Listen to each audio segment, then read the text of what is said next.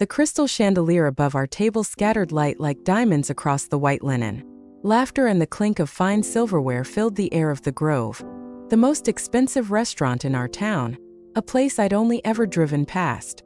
Tonight it was all for me, my graduation dinner. I shifted in my seat. The silk of my emerald green dress whispered against the chair. To my left sat my father, beaming with a pride so intense it was almost palpable. Directly across from me was my mother, a portrait of composed elegance in her cream-colored sheath. Her smile was serene as she listened to my younger brother, Liam, recount a story from the ceremony.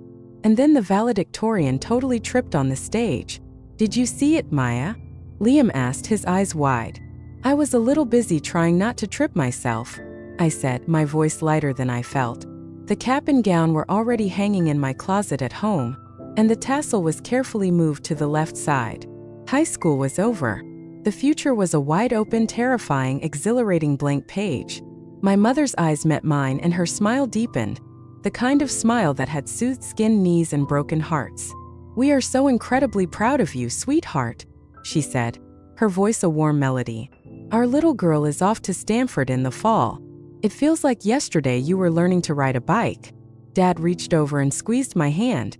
She never needed training wheels. Always in a hurry. The waiter arrived with our main courses: filet mignon for Dad, sea bass for Mom, a ridiculously large steak for Liam, and the lobster risotto I'd chosen for myself. As he set the plates down, a slight commotion ensued. Liam knocked over his water glass, gasping as ice water cascaded toward his lap. Dad jumped up to help. The waiter swooped in with napkins, and for a brief, chaotic 5 seconds, all attention was on my brother. All attention except mine. My gaze, idly drifting from the minor disaster, landed on my mother. Her movement was a mere flicker, so casual, so seamlessly integrated into the moment of distraction that anyone else would have missed it. Her right hand, which had been resting in her lap, came up. Between her fingers was a small, pale pink, chalky-looking disc, no bigger than a dime. In one fluid motion, she leaned slightly forward, her hand passing over the rim of my tall glass of iced tea. She dropped it in.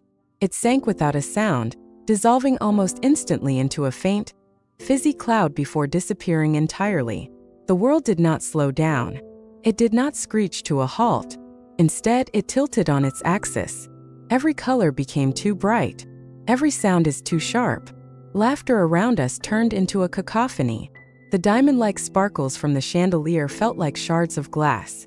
My mother, the woman who had read me bedtime stories, who had held my hair back when I was sick, who had spent hours helping me craft the perfect Stanford application essay, had just slipped something into my drink. My heart hammered against my ribs, a frantic bird in a cage of bone. A cold sweat broke out on the back of my neck, instantly chilling me beneath the silk of my dress. Betrayal, cold and slick, coiled in my gut. But alongside it, a sharp, clarifying clarity cut through the shock. This was not a mistake. This was not a sugar cube. This was deliberate. The chaos subsided.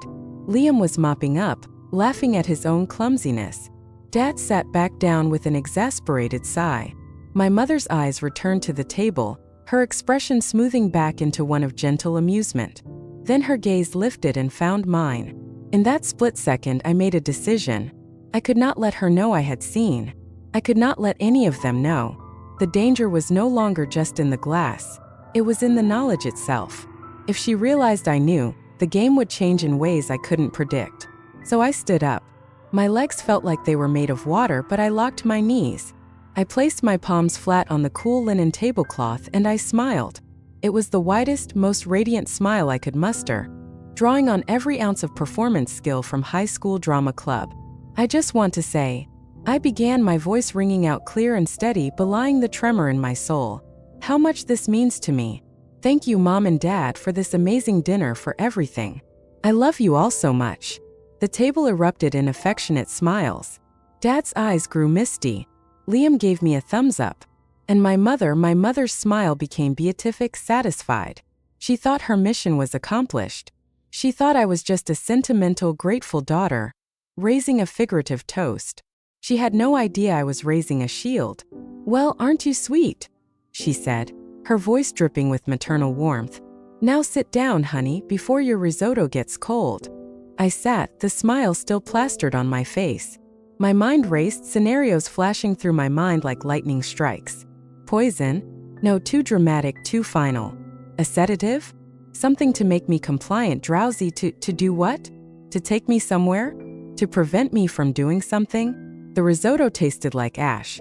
I forced myself to take small bites, to laugh at Liam's jokes, to nod at Dad's stories about his own college days.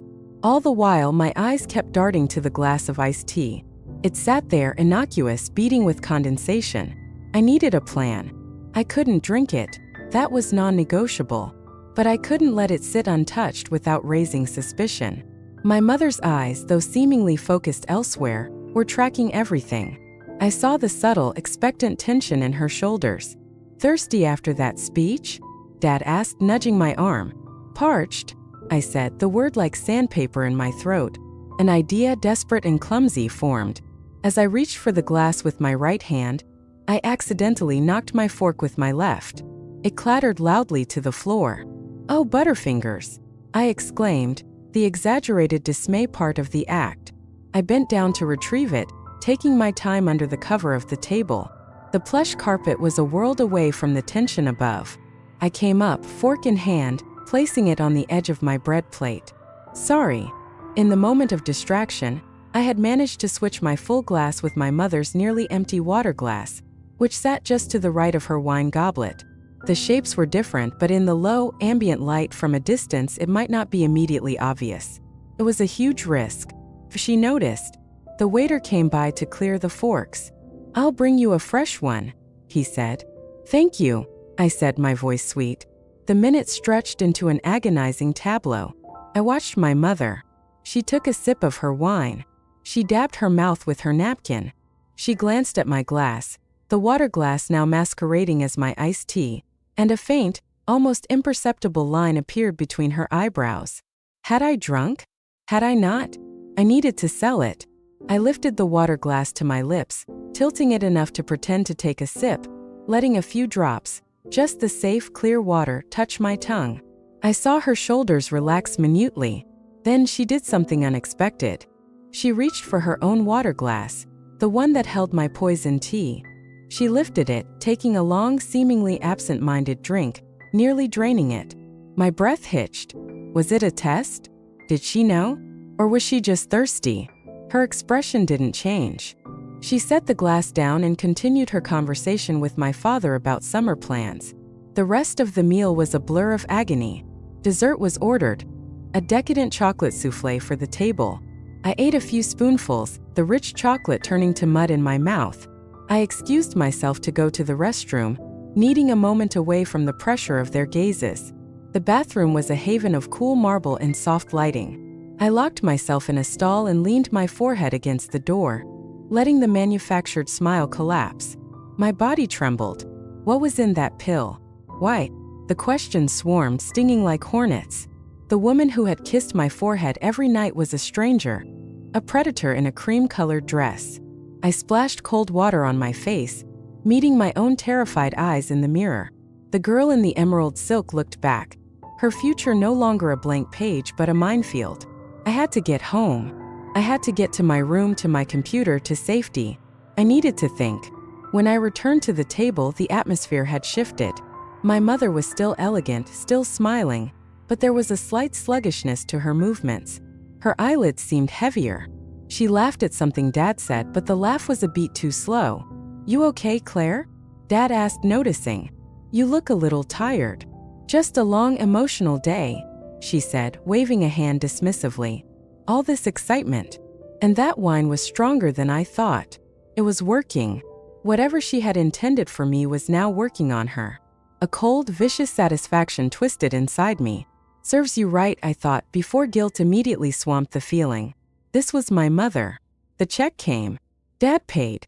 We gathered our things. My mother stood, wobbling just slightly. Dad steadied her with a hand on her elbow. Let's get you home, dear. The car ride was silent. Liam dozed in the front seat. Dad focused on the road. In the back seat, I sat as far from my mother as possible, pressed against the door, watching the streetlights slide across her face. Her head lolled back against the seat, her breathing deep and even. She was asleep. Once home, Dad helped her upstairs. "She's out like a light," he murmured, sounding puzzled but not alarmed. "Must have been more stressed about you leaving than she let on." I forced a chuckle. "Yeah, maybe." I went to my room, closing the door and leaning against it, listening to the quiet of the house. I waited until I heard my parents' bedroom door click shut. Then I moved. I didn't turn on the light. The glow from my laptop screen was enough. My fingers flew across the keyboard. Small pink chalky disc dissolved in drink. Date rape drugs. Sedatives. The search results were a horror show. But one name kept appearing in forums, in vague medical reports. Solace. A street name for a potent, fast-acting benzodiazepine analog. Pink chalky dissolvable. Used to induce compliance, amnesia, and deep sleep. Effects within 20 to 30 minutes. Solace. The irony of the name made me want to vomit. Why? Why would my mother drug me on the night of my graduation? To stop me from going to a party? That was insane. To keep me home? The thought was a cold claw around my heart. Stanford was months away. This wasn't about preventing me from leaving town tonight. Then I remembered. Tomorrow. The long-awaited, carefully planned weekend trip to Lake Geneva with my best friends Chloe and Zoe. A final glorious blowout before we all scattered to different colleges. We'd been planning it for a year. My bag was already packed, hidden in the back of my closet. My mother had been oddly resistant to it. She'd cited safety concerns, the cost, and the need for family time. But I'd stood my ground. Dad had eventually sided with me, calling it a well-deserved rite of passage. Was this her way of making sure I missed it? By having me mysteriously fall ill? To sleep through my alarm and through the morning when Chloe was supposed to pick me up? To make me so groggy and confused I'd have to cancel? Fit. It was twisted and controlling and horrifying, but it fit. This wasn't just about a trip. It was about control. About clipping my wings on the very cusp of my flight. If she couldn't stop me with words, she'd stop me with chemistry. A new icy resolve hardened within me. She would not win. I would not give her this. I spent the next hour meticulously planning. I set 3 separate alarms on my phone, hiding it under my pillow. I wrote a note to my father, vague and cheerful, saying I'd left early with Chloe to beat traffic and that I'd call later. I slid it under his study door. I changed out of the silk dress into dark jeans, a black t-shirt, and sneakers. I moved my packed duffel bag from the closet to just inside my bedroom window, which led to a flat section of the roof over the porch. It was an old escape route that Liam and I had used as kids. Then I waited, sitting in the dark, watching the clock on my laptop. 2:17 a.m. I heard it. A soft, shuffling step outside my door. The handle turned slowly, silently. The door creaked open a fraction. A slice of hall light fell across my floor. I lay perfectly still on my bed, breathing in the slow, deep rhythm of sleep, my face turned toward the wall. I saw her silhouette in the doorway. She stood there for a full minute just watching. I could feel her gaze on me. Then, satisfied her drugged daughter was safely comatose, she withdrew. The door clicked shut. I waited 5 more agonizing minutes before moving. With practiced quiet, I slid open my window, shouldered my duffel bag, and climbed out onto the cool, shingled roof. The night air was sweet with the smell of lilacs. I shimmied down the sturdy oak tree beside the porch, my feet hitting the soft grass with a quiet thud. I didn't look back at the house, at the darkened window of my childhood room. I just ran. I ran 2 blocks to the 24-hour gas station, my heart pounding in my ears. There, under the harsh fluorescent lights, I called an Uber. As the car pulled away, taking me toward Chloe's house where our adventure would begin at dawn, I finally let the tears come. They were silent, hot streaks in the darkness. They were not tears of fear anymore, but of grief. I was grieving the mother I thought I had. The one who had packed my lunches and cheered at my soccer games. That mother was gone, if she had ever existed at all. In her place was a woman who would drug her own daughter to maintain an illusion of control. The future was no longer a blank page. It was a path I would have to walk with careful, wary steps, looking over my shoulder. But I was walking it. I was free. And as the city lights receded behind me, heading for the open highway and the lake and my friends, I made a promise to myself. I would go to Stanford.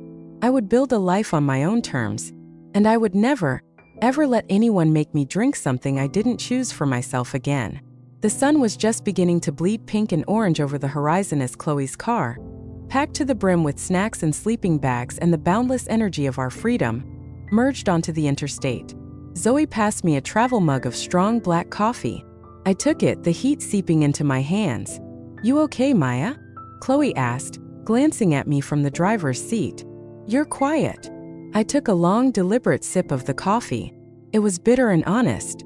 I looked out at the unfolding road, at the vast, waiting country. "I'm perfect," I said. And for the first time since I saw that pink disc disappear into my glass, it wasn't a lie.